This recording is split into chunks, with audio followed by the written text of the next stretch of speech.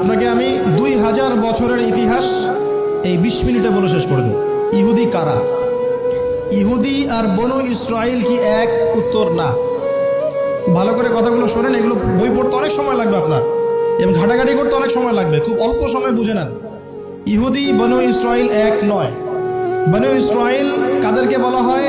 ইব্রাহিম আলাইহিস সালামের ছেলে, এক ছেলের নাম ইসমাইল, এক ছেলের নাম ইসহাক। ঠিক আছে? ইসমাইল আলাইহিস সালাম থাকেন মক্কায়, সেখানে তাকে কেন্দ্র করে একটা সভ্যতা। এই বংশে সর্বশেষ নবী মুহাম্মদ সাল্লাল্লাহু আলাইহি ওয়াসাল্লামের জন্ম। আর এইদিকে আরেক ছেলের নাম হচ্ছে ইসহাক, যিনি থাকেন ওই শামে, ওই প্যালেস্টাইনে, ওই জেরুজালেমে, ওই জায়গায়, ওটা শাম। ঠিক আছে? এবং ওখানে তিনি তার বংশ বিস্তার হচ্ছে। তার ছেলের নাম হলো ইয়াকুব। কি নাম? ইয়াকুব আলাইহিস সালামের আরেক নাম হলো ইসরাইল। ইয়াকুব আলাইহিস সালামের আরেক নাম কি? ইসরাইল। এবং তার সন্তানদেরকে বলা হয় বনু ইসরাইল। তার সন্তান অনেক। এই সন্তানদের মধ্যে একজনের নাম ইউসুফ। ঠিক আছে? তারপরে আসছে পরে ইউনুস। এই বনু ইসরাইলের মধ্যেই দাউদ, মূসা, সুলাইমান, ঈসা ইবনে মারিয়াম। বলা হয় 1,24,000 নবী রাসূলের মধ্যে বেশিরভাগই এখানে এসেছে। তাহলে বনু ইসরাইল বলা হচ্ছে এই কওমটাকে। তা ওদের নাম বনু ইসরাইল থেকে ইহুদি হলো কখন? যখন তারা ঈসা আলাইহিস সালামকে স্বীকার করলো না তখন। ঈসা আলাইহিস সালাম কি তাদের মধ্যে আসেন নাই? সেই ঈসা আলাইহিস সালামকে যখন তারা অস্বীকার করলো, তখন তাদের নাম আল্লাহ পাক এই বনু ইসরাইল থেকে পরিবর্তন করে হাদু দিয়েছেন কোরআনে। কুল ইয়া আইয়ুহাল্লাযীনা হাদু ইন যাআমতুম আন্নাকুম আউলিয়াউ লিল্লাহি মিন দুনিন নাস ফাতামান্নাউল মাউত। আছে না কোরআনে? অনেক জায়গা আছে। আল্লাহ পাক তখন তাদেরকে আর বনু ইসরাইল বলছেন না, বলছেন ইয়াহুদ। কি বলছেন? এই যে নাম আসলো ইহুদি। তো বনু ইসরাইল এবং ইহুদি এক নয়। বনু ইসরাইলরা ভালো ছিল এবং তারা ওই সময়কার মুসলিম ছিল। যখন তারা আল্লাহ পাকের আনুগত্য করেছিল, আল্লাহ পাক তাদেরকে সমৃদ্ধি দিয়েছিলেন, ঠিক আমাদের মতোই।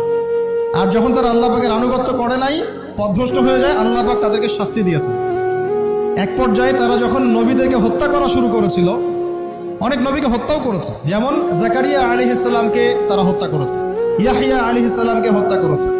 সূরা ইয়াসিন পড়ে দেখেন, ওখানে একই দিনে 3 জন নবীকে হত্যা করা হয়েছে। পড়ে দেখেন।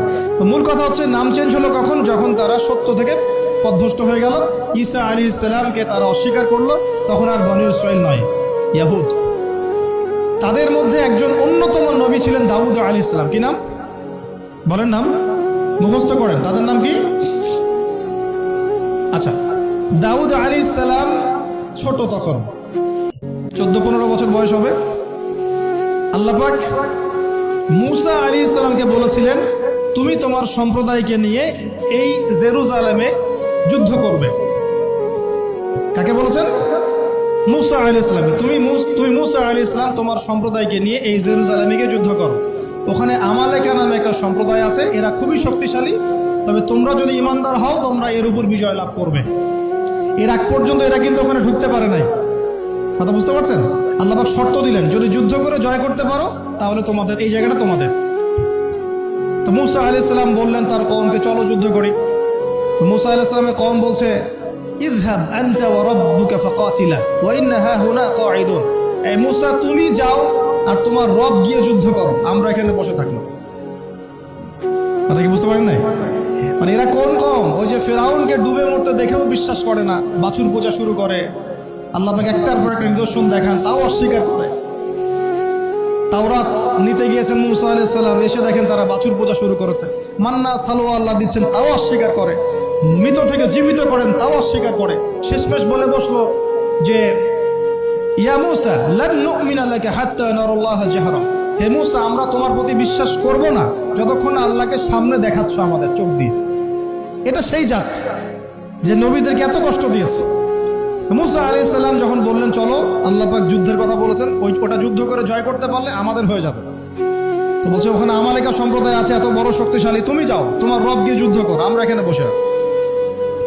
আর আমাদের নবী মুহাম্মদ সাল্লাল্লাহু আলাইহি ওয়াসাল্লাম যখন বদরের মাঠে 313 জনকে নিয়ে পরামর্শ করছেন কি করব, যুদ্ধ করব কি না, তখন আমাদের মুসলিম সেনা বাহিনীর মধ্যে যে সাহাবীরা ছিলেন, সাদ বিন মুআজ রাদিয়াল্লাহু আনহু, তিনি বলছিলেন, ইয়া রাসূলুল্লাহ সাল্লাল্লাহু আলাইহি ওয়াসাল্লাম, আপনি আমাদেরকে নিয়ে বদরের মাঠ কেন, যদি উত্তাল সাগরেও ঝাঁপ দিতে চান আমরা সেখানেও ঝাঁপ দিব। কত পার্থক্য, তাই না? তিনি বলছিলেন যে আমরা সেই কথা আপনাকে বলবো না যেই কথা মুসার কওম মুসাকে বলেছে, বরং আপনি যদি আদেশ করেন আমরা উত্তাল সাগরেও ঝাঁপ দিতে পারি। এমনি এমনি তো বদরের যুদ্ধ আসে নাই, বিজয় আসে নাই, এইসব ইমানের কারণে এসেছে। এখনো কি এই মাজলুম ভাইরা উত্তাল সাগরে ঝাঁপ দেয় নাই? তারা তাই করছে। ওইদিকে আসছি আমি পড়ে, এই জায়গাটা একটু বোঝেন। তো যুদ্ধ তারা করলো না, যুদ্ধ করলো না। আল্লাহ পাক শাস্তি দিলেন। কি শাস্তি? 40 বছর আল্লাহ পাক ওদেরকে একটা জায়গায় ঘুরপাক খাওয়ানো শুরু করলো। সকালে উঠে একটা পাহাড়কে কেন্দ্র করে ঘুরতো, সন্ধ্যায় এসে আবার সেই জায়গায় থেমে যেত। এটাকে বলা হয় তিহ উপত্যকার 40 বছরের শাস্তি। সূরা বাকারার মধ্যে দলিল আছে। এবার মুসা আলাইহিস সালামের জীবনটা শেষ, ওনার হায়াত শেষ, উনি চলে গেলেন আল্লাহর কাছে। পরবর্তীতে নবী হলেন ইউশা বিন নুন। কি নাম? ইউশা বিন নুন। মনে রাখার চেষ্টা করেন, ভুলে যান না আবার। ইউশা বিন নুন একজন নবী। এবার ইউশা বিন নুনের সময় ওই বনু ইসরাঈলী বলছে যে আমরা যুদ্ধ করতে চাই, ওই জায়গা আমরা দখল করতে চাই। কোন জায়গা বলেন তো? আমিন। এখন আসেন, কোন জায়গা ভাই? কোন জায়গা যুদ্ধ করতে চায়? আচ্ছা, জেরুজালেম নিয়ে এত কথা কেন জানেন? কারণ এই জায়গাটা শেষ জামানার সবচেয়ে ইম্পর্টেন্ট জায়গা। শেষ জামানার সবচেয়ে ইম্পর্টেন্ট জায়গা 3টা, মুখস্থ করেন। কয়টা? এক হচ্ছে জেরুজালেম, 2 হচ্ছে মক্কা মদিনা, জানেন, আর 3 নাম্বার হচ্ছে কনস্ট্যান্টিনোপল মানে কুস্তান্তনিয়া। কোথায় এটা? তুরস্কে। আরেকটা জায়গা আছে, এটাও অনেক বেশি ইম্পর্টেন্ট, সেটা হলো খোরাসান। সেটা কি? খোরাসান। এই 4টা জায়গার কথা মাথায় রাখবেন। পুরো বিশ্বের এই প্রেক্ষাপট এই 4টা জায়গাকে কেন্দ্র করে ঘুরতে থাকবে, এবং এর সেন্টার হার্ট হচ্ছে জেরুজালেম। কারণ কিয়ামত ততদিন পর্যন্ত হবে না যতদিন এই জেরুজালেম মুসলিমদের দখলে না আসছে, এবং এই জেরুজালেম থেকে ইমামুল মাহদি ঈসা ইবনে মারইয়াম বিশ্ব শাসন না করছেন, ততদিন পর্যন্ত এই পৃথিবীতে কিয়ামত হবে না ইনশাআল্লাহ। বুঝতে পারছেন কথা? আচ্ছা, তো ইউশা বিন নুন এখন বলছেন যে আচ্ছা তোমরা তো আবার যুদ্ধ করতে চাচ্ছ, মুসা আলাইহিস সালামের সময় তো যুদ্ধ করতে বলা হয়েছিল, করো নাই।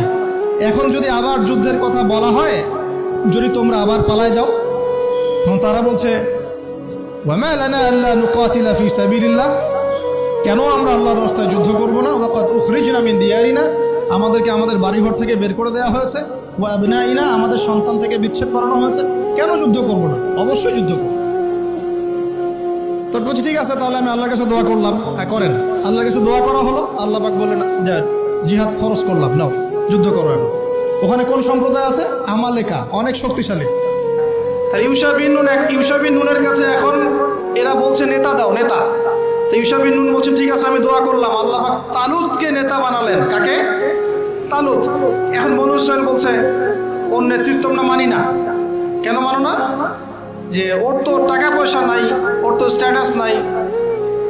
যে আমাদের কাছে নেতৃত্বের মানদণ্ড যেগুলা, আমরা টাকা পয়সা থেকে নেতা মানি না। আপনার টাকা নেই, আপনি নেতা হতে আসছেন কেন? আপনার স্ট্যাটাস নাই, আসছেন কেন? ও বনু ইসরাইল একই কথা বলছে, ওর তো টাকা নাই, স্ট্যাটাস নাই, নেতা হবে কেন? তখন আল্লাহ পাক বলছেন যে ওয়াজাদাহু বাসতাতান ফিল ইলমি ওয়াল জিসম, আল্লাহ পাক তো তালুতকে 2টো কোয়ালিটি দিয়েছেন। আল্লাহ পাক তাকে শারীরিক শক্তি দিয়েছিলেন এবং জ্ঞান দিয়েছেন, প্রজ্ঞা এবং জ্ঞান দিয়েছেন। তার নেতৃত্বের মানদণ্ড কয়টা এখানে পেলেন? 2টা। শারীরিক শক্তি থাকতে হবে ঠিকঠাক, ফিজিক্যাল স্ট্রং না হলে তো সে ডিল করতে পারবে না, আর মেধা থাকতে হবে, জ্ঞান। তা আসলে কি এই 2টা এখন নেতৃত্বের মানদণ্ড? সুবহানাল্লাহ। কি অদ্ভুত সিস্টেম বিশ্ববাসীকে দেওয়া হয়েছে। বিশ্ববাসীকে একটা অদ্ভুত সিস্টেম দেওয়া হয়েছে। একজন মেজর, একজন কর্নেল, একজন বিসিএস ক্যাডার মানুষ এমন একজন মানুষকে স্যালুট করে যে মানুষটা অক্ষর জ্ঞান নাই, নামও স্বাক্ষর করতে পারে, এবং সে বিভিন্ন জায়গায় দুর্নীতি করে আসছে, টাকা পয়সা লুটপাট করে আসছে। একজন বিসিএস ক্যাডার এবং একজন আর্মি অফিসার, একজন জেনারেল, একজন মেজর তাকে স্যালুট করতেছে। কি সিস্টেম! অথচ তার চাইতে এই ব্যক্তি নেতৃত্ব পাওয়ার অনেক বেশি যোগ্য। জ্ঞান তার আছে এবং শারীরিক শক্তি তার আছে, তার প্রশিক্ষণ আছে, সবকিছু তার মধ্যে আছে। কি সিস্টেম বিশ্ববাসীকে দেওয়া হয়েছে! সুবহানাল্লাহ। আমি ফিলোসফিও পড়েছি অনেকদিন। অ্যারিস্টটল এবং প্লেটোদের যুগে এটাকে বলা হতো দি কমিউনিটি অফ ফুলস, একটা পড়ে দেখবেন, স্যার সলিমুল্লাহর লেখা অনেকগুলো বই আছে, এর মধ্যে পড়ে দেখি। মানে অজ্ঞতার একটা যুগ, অজ্ঞতার শাসন, অজ্ঞতার কমিউনিটি। বাদ দেন, এখানে ইউশা বিন নুন নেতৃত্ব দিলেন কাকে? তালুতকে। ওরা বললো মানি না। তো আল্লাহ পাক মনোনয়ন করেছেন, এখন না মানলে তোমরা আযাব ভোগ করবা। তারপরে তারা মেনে নিল, এবার যুদ্ধে যাচ্ছে। ওই জেরুজালেম মুক্ত করতে যাচ্ছে। যে জেরুজালেম এখন তারা মুক্ত করতে চাচ্ছে, ওই জেরুজালেম তালুতের বাহিনী মুক্ত করতে যাচ্ছে। বলে তো তালুত এবং বনু ইসরাঈল তখন ভালো না খারাপ? ভালো না খারাপ? তারা কি মুসলিম না মুসলিম? তারা তখন মুসলিম না মুসলিম? মুসলিম। তারা তখন ইউশা বিন নুনের উম্মত, তার আগে ছিল মূসা আলাইহিস সালামের উম্মত। এবার তালুত বললেন যে আল্লাহ পাক তোমাদেরকে পরীক্ষা করবেন, সামনে নদী আছে, এই নদীর পানি পান করতে পারবে না। যদি পান করো তাহলে তোমাদের নাম কাটা, তোমরা আর যুদ্ধে অংশগ্রহণ করতে পারবে না। ফামান শারিবা ফালাইসা মিন্নি, যে ব্যক্তি এখান থেকে পানি পান করবে সে আমার অন্তর্ভুক্ত না। ওয়ামান লাম ইয়াতআমহু ফাইন্নাহু মিন্নি, যে ব্যক্তি এখান থেকে পানি পান করবে না সে আমার সাথে যুদ্ধে যেতে পারবে। ইল্লা বিগুরফাতিন বিয়াদিহি, মানে এক অঞ্জলি পানি শুধু পানি পান করতে পারবে, এক অঞ্জলি পানি, এতটুকু, এর বেশি না। ফাশারিবু ইল্লা কালিলাম মিনহুম, আল্লাহ পাক বলেন ওদের বেশিরভাগই পানি পান করলো, অল্প কিছু বাদ দিয়ে। অল্প কিছু সংখ্যা তাফসীর এসেছে 313 জন বাদ দিয়ে, 313 জন বাদ দিয়ে, 313 যে বদরে, এখানেও। তো এবার এই 313 জনকে নিয়ে তালুত এগিয়ে গেল, গিয়ে দেখলো বিশাল বাহিনী, বাপরে বাপ, একদম আমালেকা সম্প্রদায়ের। সেখানে নেতৃত্ব দিচ্ছে ওদের সেনাপতি, তার নাম জালুত। কি নাম? জালুত। এবং এই জালুতের বাহিনী দেখে মুসলিম বাহিনী বলছে যে লা তাকাতা লানা বিজালুতি ওয়া জুনুদি, এই জালুতের বাহিনীর সাথে পেরে ওঠার ক্ষমতা তো আমাদের এখন হবে না। কিন্তু যারা ভেবেছিল যে আল্লাহর সাথে সাক্ষাৎ করতে হবে, যাদের ঈমান দৃঢ় ছিল, তারা বলেছিল কাম মিন ফিআতিন কলিলাতিন গালাবাত ফিআতান কাসীরাতান বিইذنিল্লাহ, তোমরা ভয় পেও না, আল্লাহর হুকুমে বহু ছোট ছোট দল বড় বড় দলের উপর বিজয় লাভ করেছে। এটা তারা বলে একটা দোয়া করলো, এই দোয়াটা শিখে নেবেন। তারা একটা দোয়া করলো, তারা বললো রব্বানা আফরিগ আলাইনা সাবরান ওয়া সাব্বিত আকদামানা ওয়ানসুরনা আলাল কওমিল কাফির। আর আল্লাহ পাক বলেন ফাহাজামু বিইذনিল্লাহ, আল্লাহ পাকের হুকুমে তারা এই মাত্র 313 জন নিয়েই জালুতের বিশাল বাহিনীকে পরাজিত করলো। বুঝতে পারছেন? এবং এই বাহিনীতে দাউদ আলাইহিস সালামও ছিলেন, তখন তিনি ছোট। এই জালুতকে হত্যা করেছে দাউদ আলাইহিস সালাম। দাউদ আলাইহিস সালাম জালুতকে হত্যা করলেন। কিভাবে হত্যা করলেন সেটা আসছে, যে এই গুলতি নিক্ষেপ করেছিল দাউদ আলাইহিস সালাম, আর তার চোখে গিয়ে লাগে জালুতের, এতেই জালুত মারা যায়। তো এখন মূল কথাটা হচ্ছে, দেখুন এই বনু ইসরাঈল এই যুদ্ধে জয়লাভ করে এই বাইতুল মুকাদ্দাস বা জেরুজালেম জয় করলো। এই যে তারা প্রথমবার এখানে ঢুকলো, এর আগ পর্যন্ত কিন্তু ঢুকতে পারে না। এবার আল্লাহ পাক তাদেরকে বললেন তোমরা এখানে যদি আমার আদেশগুলো মেনে চলো, এই জায়গা তোমাদেরই, তোমরা এখানে থাকবে। কিন্তু যদি তোমরা আদেশ না মানো, আমার বিরুদ্ধাচরণ করো, তোমাদেরকে এখান থেকে বের করে দেব। আর আল্লাহ পাক এটা বলেও দিলেন লা তুফসিদুন্না ফিল আরদি মাররাতাইন, তোমরা কিন্তু 2 বার সীমা লঙ্ঘন করবা, আমি কিন্তু সতর্ক করছি তোমাদেরকে। কয়বার? 2 বার। এবার দাউদ আলাইহিস সালামের সময় তারা খুব সুন্দর ছিল, একদম রুলিং স্টেট। বলা হয় যে দাউদ আলাইহিস সালামের সময় তারা ওই জেরুজালেম থেকে বিশ্বকে শাসন করেছে। ঠিক আছে? দাউদ আলাইহিস সালামের পরে আসলো তার ছেলে সুলাইমান, নাম কি? সুলাইমান আলাইহিস সালাম। এই সময় আরো সমৃদ্ধি লাভ করলো, এত সমৃদ্ধি যে বাতাসের উপর নিয়ন্ত্রণ। জিনরা ডুবুরির কাজ করে পাথর এনে দেয়, জিনরা ডুবুরির কাজ করে মণিমুক্তা এনে দেয়। জিনদেরকে দিয়ে এই যে বাইতুল মুকাদ্দাস তিনি নির্মাণ করালেন আবার, তাই না? এই যে বাইতুল মুকাদ্দাসের কথা। তারপরে বাতাসকে যদি বলেন এখান থেকে আমাকে নিয়ে যাও, 1 মাসের পথ 1 বেলায় চলে যাচ্ছে। পিঁপড়া হাঁটছে, সুলাইমান আলাইহিস সালাম পিঁপড়ার ভাষা বোঝেন, পাখির ভাষা বোঝেন। তারা তেলাওয়াত করেন, মাছ এসে তেলাওয়াত শুনে। মানে এমন একটা সভ্যতা, এই সভ্যতা পৃথিবীতে আসেনি কখন। এবং আপনি যতই সায়েন্স এন্ড টেকনোলজির কথা বলেন না কেন, এই লেভেলে আপনি যেতে পারবেন না, কখনো পারবেন না। কারণ সুলাইমান আলাইহিস সালাম একটা দোয়া করেছিলেন, রব্বি হাবলি মুলকান, আল্লাহ আমাকে এমন রাজত্ব দান করুন, লা ইয়ামবাগি লি আহাদ, যেমন রাজত্ব আপনি কাউকে দেন নাই কখনো। পৃথিবীর ইতিহাসে সুলাইমান আলাইহিস সালামের মতো রুলিং স্টেট কোনোদিনও ছিল না, আসবেও না। তো সুলাইমান আলাইহিস সালাম এবং তার অনুসারীরা তখন ভালো ছিলেন এবং জেরুজালেম থেকে তারা বিশ্ব শাসন করেছেন। এবার শুরু হলো তারপরে এদের অধঃপতন শুরু হতে হতে এমন একটা জায়গায় চলে গেল যে জেনা, এই মদ খাওয়া, এই সুদ খাওয়া, এই মানুষকে হত্যা করা, এমনকি নবীদেরকে হত্যা করা, এমন কোনো পাপ নাই করতে বাকি রাখলো না। এমন কোনো পাপ নাই মানে নবীদেরকে পর্যন্ত জবাই করে হত্যা করছে। আর কি কিছু বলতে হবে? আল্লাহ পাক ওই যে ওয়াদা করেছিলেন যদি ফাসাদ সৃষ্টি করো এখান থেকে বের করে দিব। এবার আল্লাহ পাক একটা বাহিনী পাঠালেন।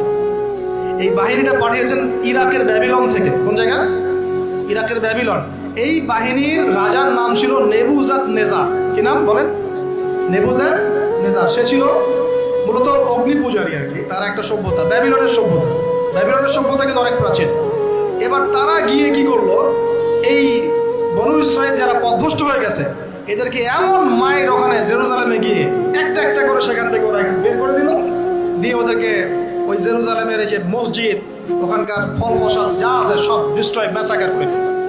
এখন ওরা যা করতেছে গাজার সাথে, এরকম কাজ এর চেয়েও ভয়ঙ্কর। নেবুজাদ নেজার একটা একটা করে ধরে ধরে কেটে কেটে, আর বাকি যারা বেঁচে ছিল এদেরকে দাস বানিয়ে শিকল দিয়ে পেঁচিয়ে ব্যাবিলনে নিয়ে গেল। তাহলে দেখেন রুলিং স্টেট থেকে বনু ইসরাইল চলে আসলো এখন কোথায়? ব্যাবিলনে, দাসত্বের শৃঙ্খল। আর তাদের ওই ফকর থাকলো না, শেষ। কারণ আল্লাহ ওয়াদা করেছিলেন ভালো থাকলে ভালো থাকবে, খারাপ করলে খারাপ। যেমন আল্লাহ পাক আমাদের সাথে ওয়াদা করেছেন না, উম্মতে মুহাম্মাদি যদি আমার আনুগত্য করো, মুহাম্মদ সাল্লাল্লাহু আলাইহি ওয়াসাল্লামের আনুগত্য করো, তোমরাই বিশ্বের নেতৃত্ব দিবে।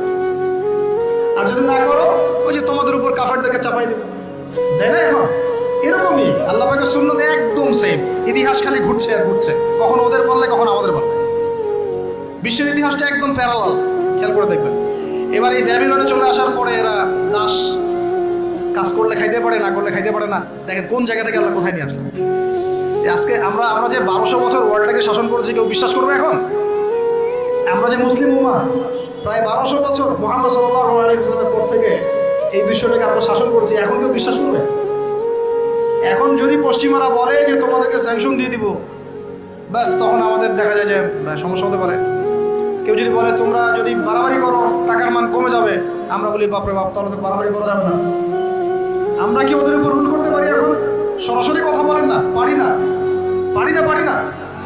কিন্তু একসময় পারতাম মানে ওরা জিজিয়া দিয়ে আমাদের দেশে থাকতো, জিজিয়া কর, ট্যাক্স দিয়ে আমাদের দেশে থাকতো।